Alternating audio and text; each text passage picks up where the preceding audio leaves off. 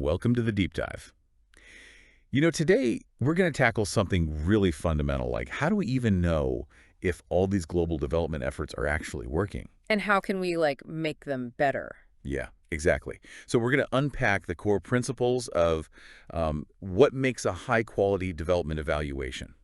So basically, we're giving you an insider's view of the frameworks that are designed to ensure that international development work is both effective but also, accountable. Okay, so the roadmap for this deep dive is this document called Quality Standards for Development Evaluation. And it's from the OECD. Yes, specifically the OECD's Development Assistance Committee, or DAC. The DAC. Right. Now, the OECD, as you likely know, it's this crucial forum where democratic governments come together to collaborate on, well, global challenges. Economic, social, and environmental. You name it. Yeah. And the DAC, specifically, they have this network, right, that's focused on development evaluation. Yeah. And their aim is to, really boost the effectiveness of international development programs through evaluations that are well robust, well-informed, and this is crucial independent. And it's worth pointing out that these standards are not just theoretical. I mean, they're the result of an international agreement. Right. Drawing on practical experiences of a huge range of development partners, including, of course, both donor and partner countries. Gotcha. And they've actually been tested and refined. So, they're meant to be genuinely useful in the real world. Okay, that makes sense. Okay, So our mission today, then, whether you're someone who's directly involved in development work, maybe you're, I don't know, analyzing policy, or even if you just have a keen interest in how these things are assessed, we want to give you this really clear understanding of what constitutes a strong and valuable development evaluation. Oh. We're going to extract those key insights for you. Right. And it all boils down to this central idea.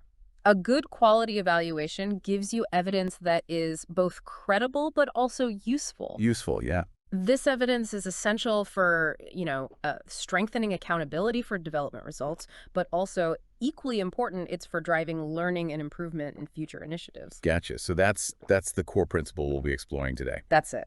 Okay, so let's unpack this a little bit, starting with some overarching considerations that are kind of woven throughout the entire evaluation process. Okay. The first thing that jumps out at me is this real emphasis on transparency and independence. It's essential. For an evaluation to be trusted, it needs to be, open and free. Right, right. It has to be independent from those who are actually managing the programs themselves, and also from those who are setting the related policies. Yeah. That separation is key. Yeah, it makes total sense. Yeah. Because you need that unbiased perspective to get a real and accurate picture of what's going on. Exactly. And something that's closely linked to that is this idea of ethical conduct. Right. Yeah. It's not just about being independent. It's also about how the evaluation is carried out, the whole process. Yes. It has to be done ethically. And this is it's really interesting. They pay a lot of attention to these specific ethical guidelines. So evaluators, right, are expected to act with integrity and honesty, and they have to respect human rights and the varied cultural, customary, even religious backgrounds of everybody involved. Oh, wow. Yeah, it's very detailed. And this includes, being mindful of things like gender roles, ethnicity, ability, age, sexual orientation, and language. All of these things have to be considered throughout the entire evaluation process. Oh, I see. So it's not just about avoiding harm. It's about really actively trying to understand those diverse experiences of all the stakeholders to ensure that the findings, are truly representative. Exactly. It's a nuanced understanding. That's what they're going for here. Gotcha. And another crucial aspect that I see here is this emphasis on adopting a partnership approach, right? It's not just about the evaluators and the donor organizations. No, it's much broader. Yeah. It involves a wide array of stakeholders right from the beginning, This includes, governments, civil society organizations, and even the very people that the development interventions are designed to benefit. Right.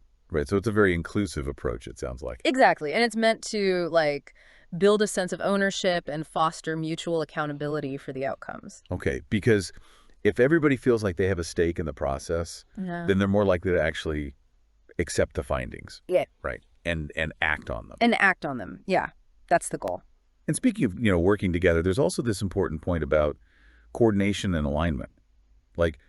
Fitting the evaluation into a broader context. Absolutely. So, for example, you have to consider any existing national and local evaluation plans and policies, to make sure that everybody's efforts are coordinated and that the evaluation processes actually strengthen, not weaken, a country's own systems for assessment. Oh, so it's about preventing duplication of effort and making sure that evaluations are relevant within the specific environment where the development work is happening. Exactly. Gotcha. Now, something that might not immediately come to mind is this idea of capacity development Ah, yeah. being linked to evaluation. Right. I mean, how does that work? Well, a well-conducted evaluation process can actually have these really positive knock-on effects.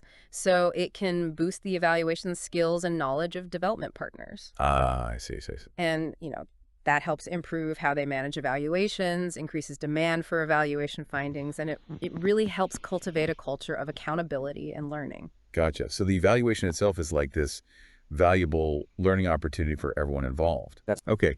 And finally, under these sort of overarching ideas, there's this really important aspect of quality control. And it's not just a one-time thing, right? No, it's ongoing. Yeah. So, depending on the scale and complexity of the evaluation, this could involve internal reviews, maybe external peer reviews. You could have advisory panels or reference groups. All of these things are designed to make sure that the evaluation is rigorous and reliable. Gotcha. Okay, so those are kind of like the broad strokes, like the fundamental principles that really underpin a good development evaluation. Just foundations. Yeah. Now let's dive into like the nitty-gritty.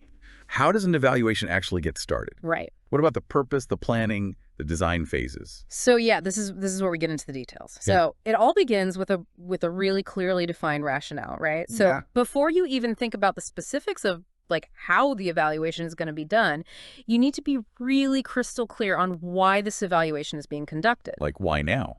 Exactly. Like, why now? Who is the audience? Right. And crucially, how are the findings actually going to be used? Okay, so like to refine a policy, to decide whether to continue a program, or just to kind of account for how public funds have been spent. Yes, exactly. All of those things. So that clarity of purpose is paramount. Okay, so it's about having like a clear goal in mind right from the outset. From the very beginning.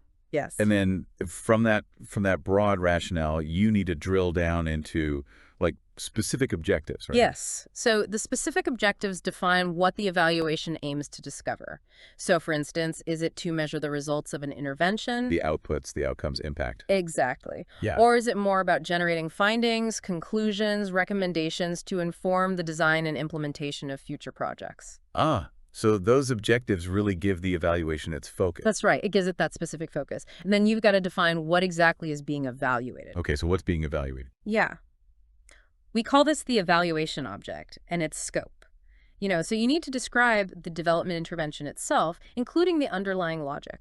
Okay. Like the theory of how it's supposed to work. The scope sets the boundaries, the time period, the budget, geographical area, the target groups, the organizational setup, the broader policy context. Yeah. And you have to look for discrepancies between what was planned and what actually happened. Oh, okay. So you're basically drawing a clear picture of exactly what you're examining. Exactly. A precise picture. And before you go too far, you have to think about evaluability. Evaluability. What's that? Yeah, it's an important step. So evaluability assessment is basically determining whether the intervention is well-defined enough and whether the results can actually be verified. Okay. And also whether an evaluation is the best way to answer the questions that policymakers or other stakeholders have. Gotcha. So there's no point in launching a full evaluation if the intervention's too vague or if there's no way to measure its success. Exactly. It can save a lot of time and resources.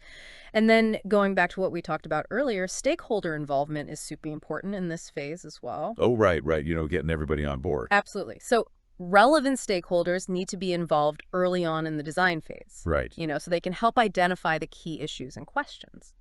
Makes sense. And to kind of promote efficiency and collaboration, there's also this idea of systematically considering joint evaluations, right? Yes. It's really interesting, because it pushes for harmonization. Harmonization. Yeah.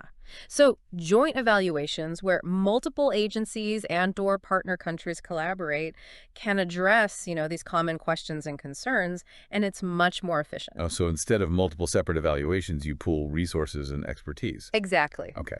So we get these broad objectives. How do we actually translate those into something concrete that guides the evaluation itself. Right. So that's where we use evaluation questions. Evaluation questions. Yeah.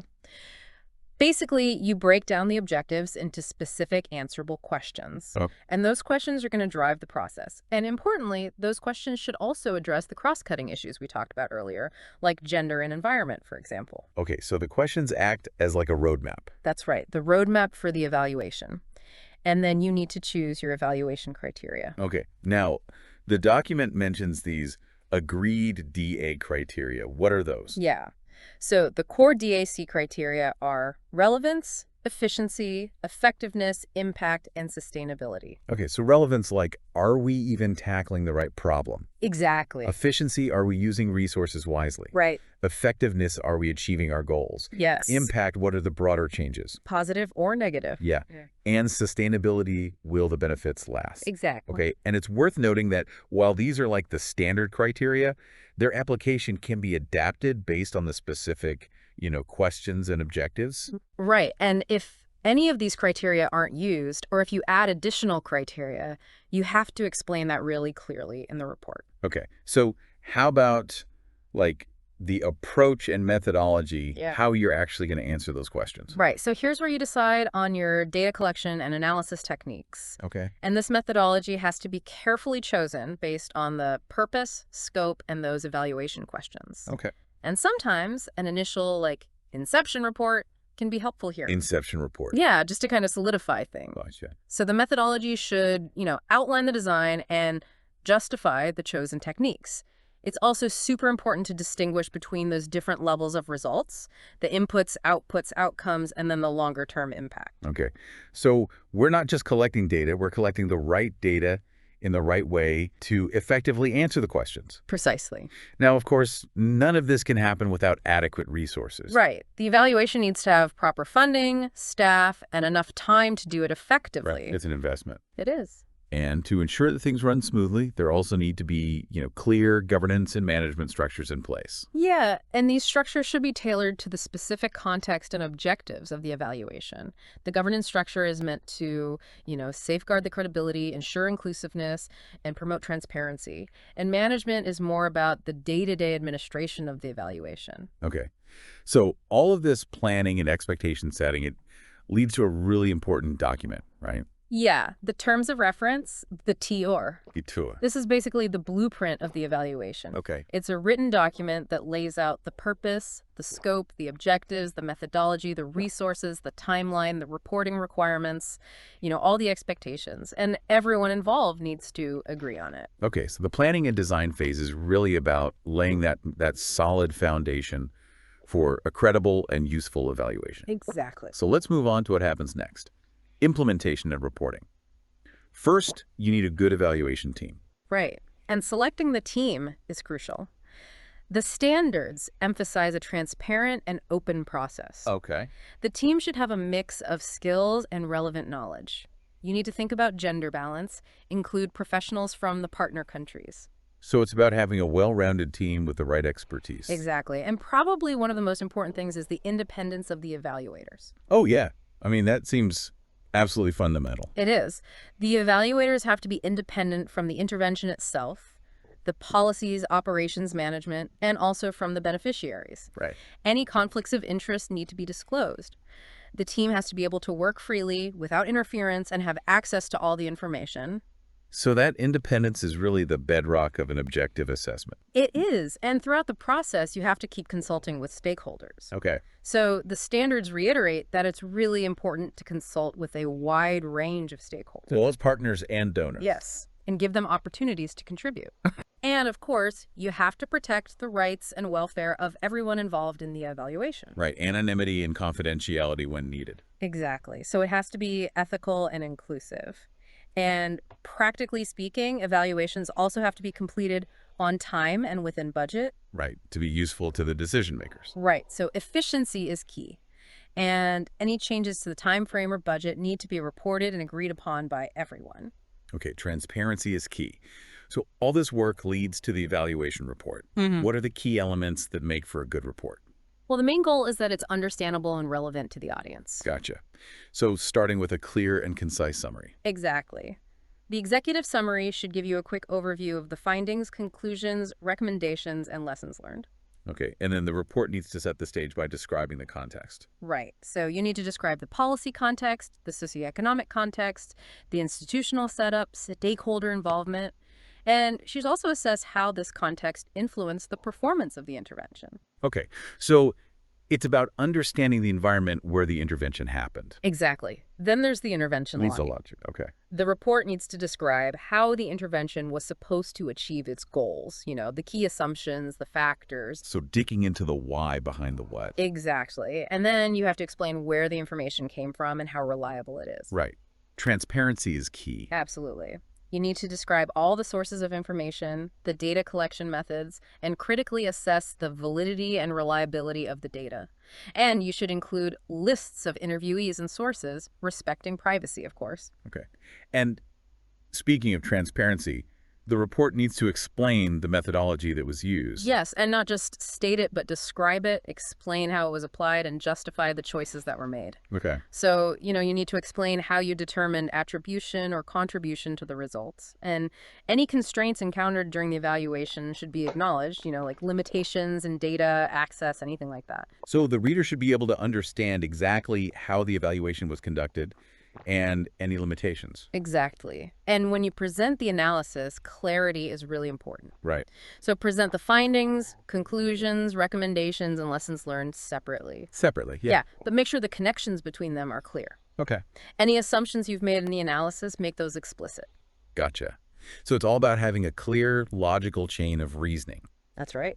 And going back to the planning phase, the report needs to make sure it's answered all those initial questions. Yes, absolutely. You have to confirm that all the evaluation questions in the TOR have been addressed. And if any couldn't be answered, explain why. Gotcha.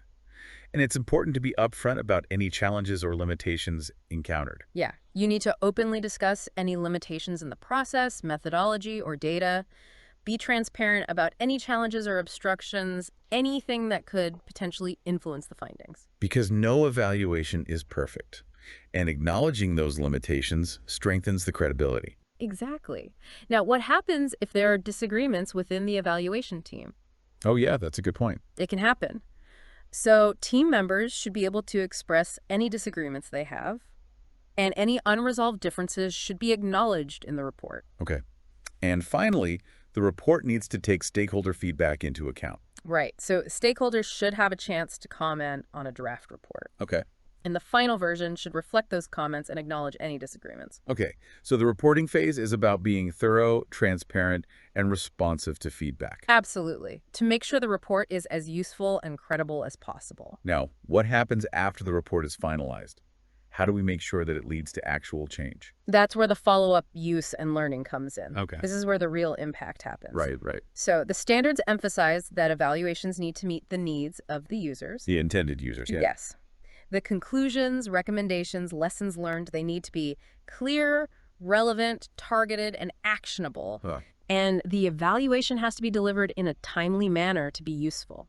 Timeliness is key. It is. If it's too late, it might not be relevant anymore. Right. And it's not just about delivering the report, it's also about making it accessible. Exactly. So systematic dissemination is important. Make sure it's easy to access for all the development partners, the intended audiences. Okay, so it's not just about producing the report, it's about actively sharing it. Exactly. And then there needs to be a formal response to the recommendations. Right, so a formal management response. Yes, and follow-up actions. You have to track everything to ensure accountability. So it's a closed-loop system. It is. Evaluation, recommendations, response, action, all for improvement.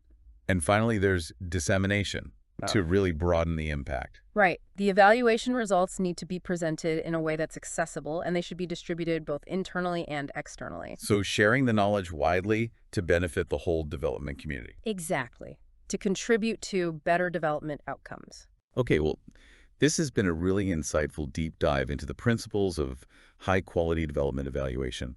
And, thanks to the OECD DAC's quality standards for development evaluation, it's clear that there's a robust framework in place to make sure that these evaluations are valuable tools for improvement and accountability. It's a strong foundation. It really makes you think, doesn't it? Like, how could these principles, the clear purpose, independent assessment, thorough methodology, systematic follow-up, how could these be applied in other areas Yeah. where, assessing impact and learning from experience is so crucial, even outside of international development? It's a good question. The emphasis on evidence-based conclusions and transparent processes could definitely have broader applications. If you'd like to learn more about this, we encourage you to visit the OECD DAC website. You can find the full guidelines and other publications there. Yeah, check it out. Thanks for joining us for this deep dive. Thanks for having me.